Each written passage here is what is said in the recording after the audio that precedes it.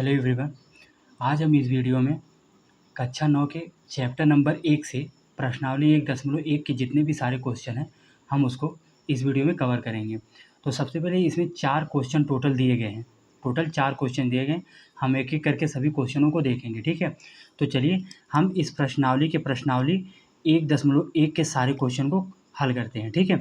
जैसे सबसे पहले हमारा पहला क्वेश्चन दिया है कि क्या शून्य एक परिमेय संख्या है? क्या इसे आप p/q के रूप में लिख सकते हैं, जहां p और q पूर्णांक है और q नॉट इक्वल टू क्या है, 0 है।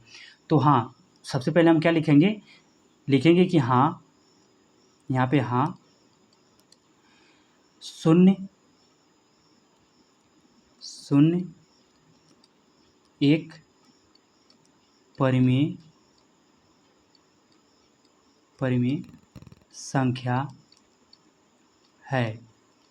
परिमेय संख्या है और इसे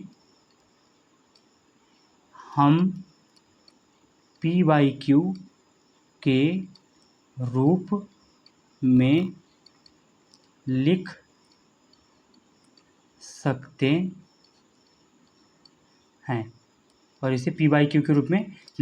हैं ठीक है। जैसे p/q के रूप में लिख सकते हैं, जैसे मतलब कि p/q का मतलब 0 में 1 लिख सकते हैं और 0/1 लिख सकते हैं, 0/2 लिख सकते हैं, 0/3 लिख सकते हैं। और यहाँ पे जो 0/1 और 0/2 0/3 है ना, इसको हम रेशनल नंबर बोलते हैं। क्यों? क्योंकि जो यहाँ q की जो वैल्यू है, q की वैल्यू क्या है, 0 नहीं है। यहाँ पे 1 जो है q के बराबर क्या है, q के बराबर नहीं है, 0 के बराबर नहीं है। तो इसलिए 0/1 जो होता है ये एक रेशनल नंबर होता है, 0/2 क्या होता है, रेशनल नंबर होता है, और 0/3 एक क्या होता है, रेशनल नंबर होता है, यानी परिमेय संख्या होती है, ठीक है। तो हम इसको क्या कह सकते हैं कि हाँ, शून्य एक परिमेय संख्या है और इसे हम p/q के रूप में लिख सकते हैं, ठीक है। अतः यहाँ पे लिखेंगे क्या, अतः शून्य एक परिमेय संख्या है, ठीक है। तो इस तरह से ये पहला हमारा क्वेश्चन हो गया। और मैंने पहले वीडियो में, जब पहला वीडियो जिसमें मैंने पूरा एक्सप्लेन किया है, यानी पूरे मतलब परिमेय संख्या के चैप्टर का परिचय दिया है, जिसमें उसमें हमने पूरे वीडियो में यानी एक एक करके परिमेय संख्या क्या होती है, अपरिमेय संख्या क्या होता है, होल नंबर यानी पूर्ण संख्या क्या होती है, और पूर्णांक क्या होता है, और नेचुरल नंबर क्या होता है यानी प्राकृतिक संख्या क्या होती है, सब हमने उसमें डिटेल से एक्सप्लेन किया हुआ है। तो अगर हमारी पहली वीडियो को नहीं देखें तो जाके आप पहली वीडियो को ज़रूर देखें, ठीक है। और अगला क्वेश्चन हम देखते हैं अपना। अगला क्वेश्चन हमारा दिया है कि 3 और 4 के बीच 6 परिमेय संख्याएँ ज्ञात कीजिए। तो सबसे पहले 3 और 4 के बीच जो 6 परिमेय संख्याएँ हैं उसको हम कैसे निकालेंगे। इसको हम 2 मेथड से हल करने वाले हैं। इसको हम कितने मेथड से हल करेंगे, 2 मेथड से। तो सबसे पहले हम एक फार्मूले के तहत उसको हल करेंगे, और दूसरा जो शॉर्ट तरीका होता है कि जिससे हम तेज़ी से दो संख्याओं के बीच में परिमेय संख्या हम निकाल सकें, उस मेथड से हम निकालेंगे। तो जैसे देखिए दिया है 3 और 4 के बीच 6 परिमेय संख्या निकालनी है। तो सबसे पहले क्या करिए, आप इस फार्मूले को याद कर लीजिए कि a प्लस में b डिवाइड बाई क्या होता है, 2 डिवाइड बाई में 2, यानी इसको मतलब कि इसका मतलब जो 3 और 4 यानी 3 और 4 के बीच जो परिमेय संख्या हमको निकालनी है, यानी अगर आप इसको a मानते हैं और इसको b मानते हैं, 4 को क्या मानेंगे, b मानेंगे, तो इन दोनों को जोड़ करके इसको क्या करिए, 2 से भाग कर दीजिए, तो उसके बीच की परिमेय संख्या निकल के आ जाती है, ठीक है। तो जैसे 3 दिया है और 4 दिया है, 3 और 4 को हम जब जोड़ेंगे तो क्या होगा, 3 और 4 डिवाइड बाई क्या हो जाएगा, 2। तो ये हमारा कितना आएगा, 4 3 7, 7/2, यानी ये जो 7/2 है क्या रहा है, 3 और 4 के बीच में यहीं कहीं पे क्या हो, यही कहीं मान लीजिए बीच में है, तो ये 7/2 ये 3 और 4 के बीच की एक परिमेय संख्या है, ठीक। अब इसी तरह हम 3 और 7/2 के बीच की परिमेय संख्या निकालेंगे। हालांकि ये तो 3 और 4 के बीच ही में रहेगा, और 3 और 7/2 के बीच की परिमेय संख्या निकालते हैं, जैसे 3 प्लस 7/2 और डिवाइड बाई में क्या कर देंगे, 2। अब इसको जब हम हल करेंगे, इसको 1 मान लेंगे, कुछ नहीं रहेगा तो यहाँ पे जब हम हल करेंगे ऊपर वाले नंबर का, तो यहाँ पे एलसीएम आएगा कितना, 2, और 2 आएगा तो ये हो जाएगा कितना, 6 हो जाएगा, और ये तुम्हारा कितना हो जाएगा, 7 हो जाएगा, और पूरे के डिवाइड में क्या हो जाएगा, 2 हो जाएगा। तो ये हमारा कितना हल होके आएगा, 7 और 6 मिला के हो जाएगा 13, 13/2, ये हमारा हो जाएगा 13/2, और पूरे के डिवाइड में 2 हो जाएगा। अब ये ऊपर चला जाएगा, ऊपर जाता है तो उल्टा हो जाता है। अगर ये 2/, इसको क्या होता है 1 मान सकते हैं ना, तो ये ऊपर जाके क्या हो जाएगा 13/2। और फिर इसके बाद ऊपर जाएगा तो डिवाइड है तो मल्टीप्लाई हो जाएगा, तो मल्टीप्लाई बाई 1 में क्या हो जाएगा 2। तो इसको हम हल करेंगे तो 13/2 दूना के 4 हो जाएगा। ये हमारा क्या आ गया 3 और 7/2 के बीच की क्या हो जाएगी परिमेय संख्या हो गई, यहाँ पे 13/4 हो गई। ठीक है, अब इसी तरह हम एक और लेते हैं, इसी तरह हम नंबर और लेते हैं, करते हैं। जैसे मान लीजिए कि फिर इसके बाद हम 7/2 और 4 के बीच की परिमेय संख्या निकालते हैं। 7/2 और 4 के बीच की परिमेय संख्या निकालेंगे तो इसको हम क्या करेंगे पूरे के डिवाइड में 2 से भाग कर देंगे। तो जब हम इसको हल करेंगे तो ये हमारा क्या हो जाएगा एलसीएम आएगा 2 और ये हो जाएगा हमारा 7 और ये हो जाएगा कितना 4 दूना के 8। अब पूरे के डिवाइड में क्या हो जाएगा 2, और इसको हम 1 मान सकते हैं। ठीक है, अब इधर बराबर में क्या हो जाएगा 8 और 7 कितना हो जाएगा 15, ये 15/2 हो जाएगा और ये ऊपर चला जाएगा तो उल्टा हो जाएगा क्या 1/2 हो जाएगा। ठीक, तो हम इसको लिख सकते हैं 15, ये बटा के हमारा कितना आ जाएगा 4। तो यानी 7/2 और 4 के बीच की जो परिमेय संख्या होगी ना ये हमारी आ जाएगी कितना 15/के ये 4 आ जाएगा। ठीक है, लेकिन इसी तरह से आप 2 और परिमेय यानी आप 3 परिमेय संख्या आप इसी तरह से और ज्ञात कर सकते हैं, लेकिन ये काफ़ी टाइम टेकन मेथड होता है, मतलब समय ज़्यादा लगता है। अब हम जल्दी कैसे निकाल सकते हैं दूसरे मेथड को, चलिए देखते हैं।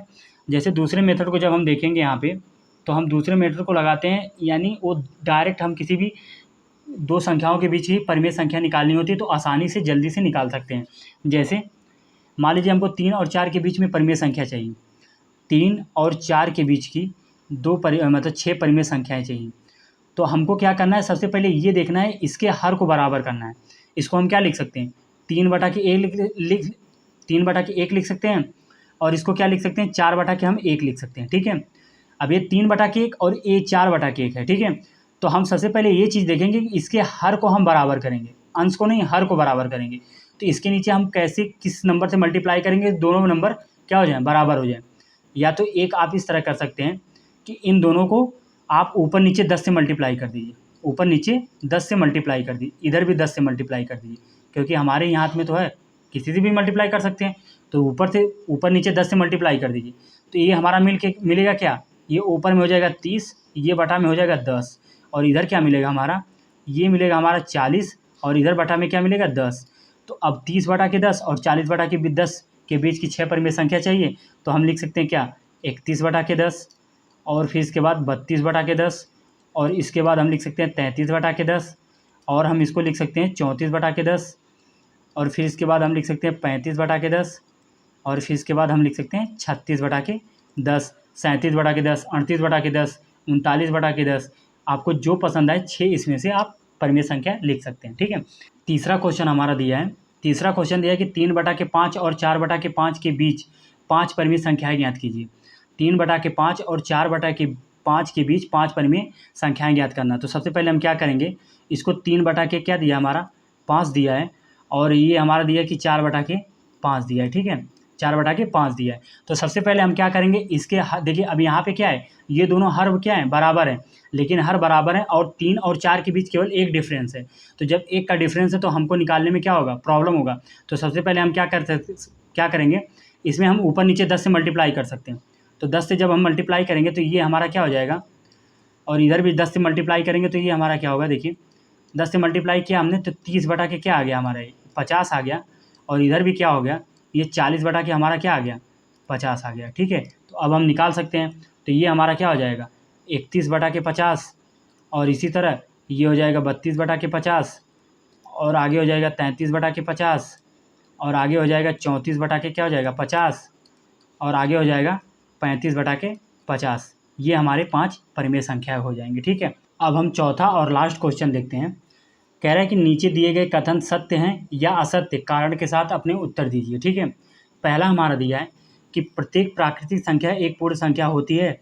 तो जो ये पहला है प्रत्येक प्राकृतिक संख्या एक पूर्ण संख्या है। तो हाँ, पहला ये क्या है, सही है, हमारा सत्य है पहला, कि पहला प्रत्येक जो है, पहला जो प्रत्येक प्राकृतिक संख्या होती है एक पूर्ण संख्या होती है, ये बात सत्य है। दूसरा दिया है कि प्रत्येक पूर्णांक एक पूर्ण संख्या होती है, तो प्रत्येक पूर्णांक जो होती है एक पूर्ण संख्या नहीं होती। पूर्णांक जो होते हैं ना, वो निगेटिव नंबर भी होते हैं, माइनस में भी होते हैं, और पूर्ण संख्या माइनस में नहीं होती है। पूर्ण संख्या जो होती है वो 0, 1, 2, 3, 4, ये 5, ये 6 और 7 ऐसे करके होते हैं, ठीक है। ये हमारे जो होते धनात्मक ये पूर्ण संख्या होते हैं, और लेकिन ये जो ऋणात्मक होते हैं ये पूर्णांक होते हैं। यानी पूर्णांक संख्या वो संख्या होती है कि जो पूर्ण संख्या में माइनस वाले पदों को भी जोड़ दिया जाता है तो वो पूर्णांक बनते हैं। तो जो पूर्णांक होते हैं ना, ये माइनस के 2 होते हैं। पूर्णांक संख्या जो होती है माइनस की भी होती है, माइनस का 2, माइनस का 1 और फिर इसके बाद माइनस का 3, ये क्या होते हैं, हमारे पूर्णांक होते हैं, इसलिए ये क्या होते हैं, पूर्ण संख्या नहीं होती है। तो हमारा क्या हो गया, दूसरा क्या है, असत्य यानी गलत है, ठीक है। और तीसरा क्या है कि प्रत्येक परिमेय संख्या एक पूर्ण संख्या होती है। तो प्रत्येक परिमेय संख्या एक पूर्ण संख्या नहीं होती, और प्रत्येक पूर्ण संख्या एक परिमेय संख्या होती है, ठीक है। तो इसलिए ये भी हमारा क्या है, गलत है। यानी प्रत्येक परिमेय संख्या एक पूर्ण संख्या होती है, ये चीज़ सही नहीं है, क्योंकि परिमेय संख्या क्या होती है, 1/2 होती है, और पूर्ण संख्या क्या होती है, 0, 1, 2, 3, 4, 5, 6, 7, 8, 9, 10, ये सब क्या होती हैं, ये पूर्ण संख्या होती हैं। लेकिन परिमेय संख्या क्या होती है, 1/2, 1/3, 1/4, 1/5 ऐसे करके परिमेय संख्या होती है, ठीक है। तो इसीलिए प्रत्येक परिमेय संख्या पूर्ण संख्या नहीं होती, लेकिन प्रत्येक पूर्ण संख्या एक परिमेय संख्या होती है, ठीक। तो चलिए आगे हम 1.2 के प्रश्नावली को आगे के वीडियो में एक्सप्लेन करेंगे, उस वीडियो को ज़रूर देखिएगा। और आपको ये वीडियो पसंद आए तो वीडियो को लाइक और शेयर ज़रूर कीजिएगा। अगर आप चैनल पे नए हैं तो चैनल को सब्सक्राइब भी ज़रूर कीजिएगा, ठीक है। तो चलिए अगले वीडियो में हम मिलते हैं फिर से।